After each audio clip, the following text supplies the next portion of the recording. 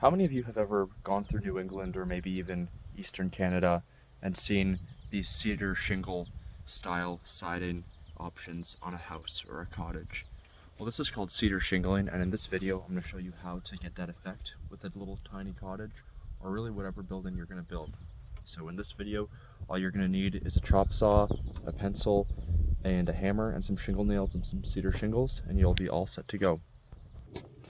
The next thing that you're going to want to do is to get one of these cedar shingles and get your tape measure and pull off it like this. And you're going to want to mark it at 5.5 inches. So right here, once you have it marked at 5.5, right here, you're going to want to cut it with your chop saw, cut it right off. I already cut mine ahead of time, but once you're cut, it should look like this. Now you have a 5.5 inch mark. Put that in your pouch and just leave it. The next part is kind of time consuming, but it'll help you be efficient when you're actually laying them out. So now you have a bunch of cedar shingles right here. What you're going to do is you want to get your 5.5 inch mark and you want to butt it up in the thicker end. Then you want to just draw a line right here. And this line is for when you put the nails in. You put the nails on this line. And that helps you when you're laying it out. It causes the overlap. So we're just going to lay out a bunch of these. Just continuously drawing 5.5, draw your line. 5.5, draw your line. 5.5, draw your line. And you want to do this until you have at least 40 or 50. You're going to want to use a little tiny shingle nail, and it's galvanized, meaning the elements don't cause it to rust. Is you're going to want to go to the surface that you're shingling. For me, it's this tiny house, and you want to go all the way along the edge of the house, putting your first row on, and you want to make it even with the plywood. And you'll see here this wrap will fold right under, so you want to just cut it even and go all the way along the edge for your first row. When you're fitting these, you want to allow a small gap in between each shingle. This is called an expansion gap, in case the shingles expand. If they're too close together like this, they'll expand and push each other out of alignment. So you want to just leave a small gap like that. As you can see, I've already put a few shingles on, not the whole length, but just enough for our purposes. What we're going to do next is we're going to get our tape measure and our pencil, and we're going to come on each side right here. We're going to measure 5 inches. It's very important that you're very accurate. 5 inches. Now we're going to go to the other side. We're going to measure 5 inches too. 5 inches. Perfect. Next thing is to find a long, narrow, straight piece of wood. Something like this is ideal. And what you're going to do is you're going to find your 5 inch mark that you previously just drew on the shingle. So you're going to put the first one in place, line it up with the 5 inch mark here.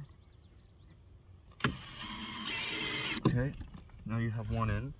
Now you're going to go to the other one and align it right here, so you have a straight line, a straight surface. Now it's perfectly even. It's 5 inches, it's level. Now you have a surface to work with. Then what you're going to do is you're going to lay these out on here.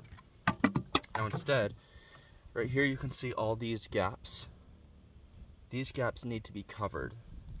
So you're going to take one shingle, and then you're going to put it over the over the previous layer, but you want to cover up each of these gaps right here so the water can't get through. Then you're going to get another one, and you're going to fit it, same deal, expansion gap, just like that. Same drill, all the way along.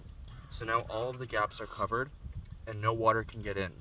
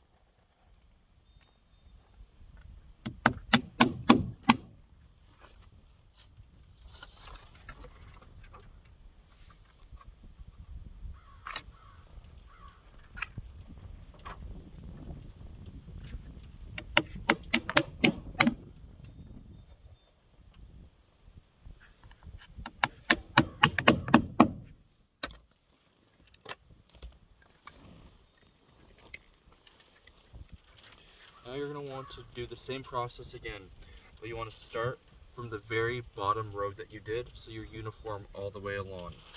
So you hook onto the bottom row, you pull up, and then you find, since the previous one was 5 inches, the next one is going to be exactly 10 inches.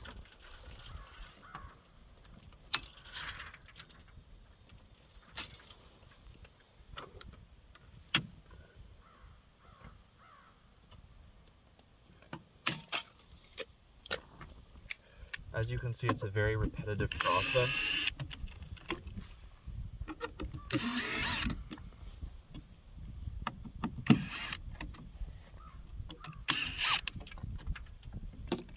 Same thing, align your mark.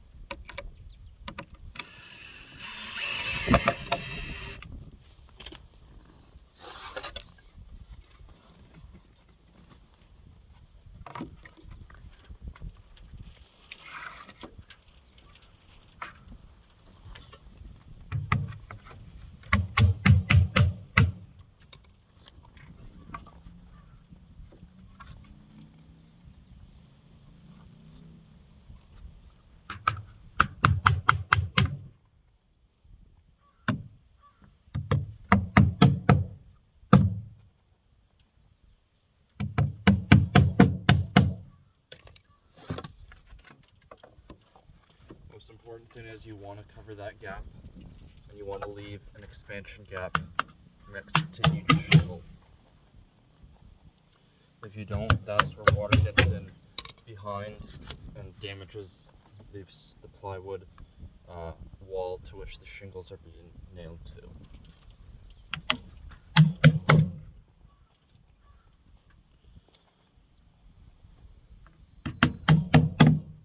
So as you can see, it's not very difficult. It's a very enjoyable process. If it's done right, it can look very, very beautiful. All the way along, same drill. And I'll just show you out front. This whole tiny house has been done with cedar shingles. I have 2 walls left to do.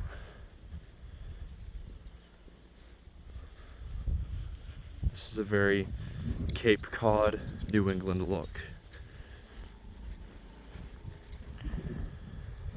So thank you for watching, everyone. If you ever want to do a tiny house or a little cottage, cedar shingles are a nice siding option. Thanks for watching.